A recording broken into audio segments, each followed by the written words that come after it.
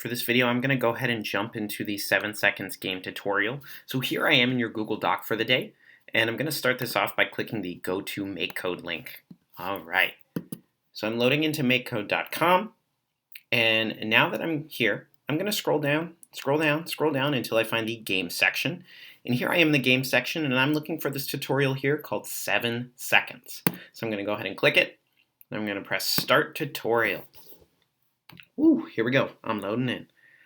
All right, so for this tutorial, if you want to follow along and work on this code with me, you definitely can, or you're free to work through it independently. I just wanted to make this video so you have the option. So the goal of this game is to press a button after exactly 7 seconds. Okay, sweet. All right, so let's go ahead and begin. So it says the player starts the timer by pressing button A. Add the code to run code when button A is pressed. All right, so it looks like I'm going to be starting in the input drawer and pulling out this block here, on button A pressed. Awesome. Let's continue. Next step. We need to remember the time when the button was pressed so that we can compute the elapsed time later on. Add code to store the running time in a start variable. Ooh, so that sounds really tricky, but let's break this down. Essentially what we're doing is creating a variable that's called start. And what this variable does is it's basically keeping track of time. Right? It's basically just counting for us. It's saying like, hey, once this code starts, I'm going to count how long the code has been running. That's what it's doing. Okay, so we see here set start to running time milliseconds. So I'm going to begin by going to the variables drawer, pressing make a variable, and I'm going to type in the word start. Okay, typed in start, click OK. Boom, now I got some blocks here for the start variable that we created. I'm going to grab this one that says set start to 0. Click and drag, attach. Now that other block I need, running time milliseconds, I'm going to find that in the input drawer. So I click input and I actually don't see it there. But if I go over here to where it says more, there it is. There's the block I'm looking for. Go ahead and attach that right there. Boom, double check. That's all we need to do for step 3. Let's continue. All right, here on step 4, it says show something on the screen so that the user knows the timer has started. Let's check our little light bulb to give us an idea of what blocks we need. Oh, we're going to need a show icon block from the basic drawer. So I click basic, find that show icon block, and attach it right there at the bottom. Now I'm going to change this icon to something. Let's see.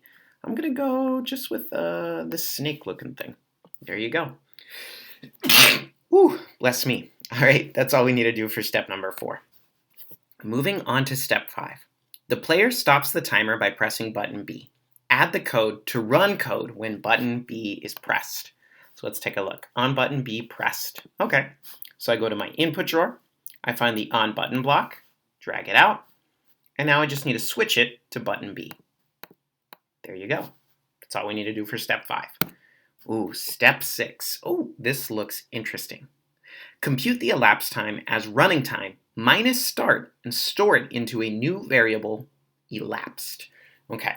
Now this sounds trickier than it really is. Let's take a look at our light bulb to give us a hint of what's going on. So I click here and it says set elapsed to running time minus start. So we're going to create a new variable that's called elapsed. Got it. Okay, so that's our first step. So I'm going to go over here to the variables drawer, click it, and I'm going to press make a variable. Now this new variable is called elapsed, right? That's the amount of time something has gone on. How much time has elapsed? Okay, so I type the word elapsed. I press OK. Great. And I'm going to grab this set elapsed to block and attach it right under on button B pressed. That's my first step. I'm going to drag this over so we can see these blocks a little more. Next on my light bulb, it looks like there are 3 more blocks I'm going to need. Running time, start, and this minus block here. I'm going to start by finding this purple minus block. And I know I'm going to find that in the math drawer. So I click math, find this minus block, and attach it right here. Boom. Okay, looking pretty good. Next, I'm going to grab my running time milliseconds block. So I'm going to go to input, go to more, and there's my running time. Now with this block, it's a little tricky, so we got to make sure we can squeeze it in right there where that first 0 is. Boom. We're putting a block inside a block. It's like a puzzle. Okay, we're almost done with this step. Last thing we need to do is find that start block in the variables drawer and put it where this other 0 is. So I'm going to go to variables, find start, click and drag right in there. Now what this is saying is like, hey, to figure out what elapsed means, it's going to take the amount of time this code has been running minus start. We're making our microbit do a little bit of math. Really cool. Okay, that's all for step 6. Let's move on to step 7. All right, for step 7, it says compute the score of the game as the absolute value of the difference of elapsed time from 7 seconds, which is 7,000 milliseconds. Ooh, okay. This one's a little tricky. Let's take a look at the blocks of code here. Set score to absolute of elapsed minus 7,000. What we're setting up this code to do is basically count to 7 seconds, then it needs to be able to figure out when it has gotten to 7 seconds. Okay, so let's see. We're going to go to the variables drawer. We're going to grab the start. So let's see. Actually, we'll do this. We're going to grab set elapsed to 0, attach it here. Then where it says elapsed, we're going to click it, change it to start. Okay, it's the first block I need. Oh, just kidding, just kidding. I made a mistake here. Okay, so here's what we'll do instead. So we need score, which is a new variable. So this block that I have that says set start to 0, we're going to click where it says start. We're going to click new variable, and we're going to type in the word score. Click OK.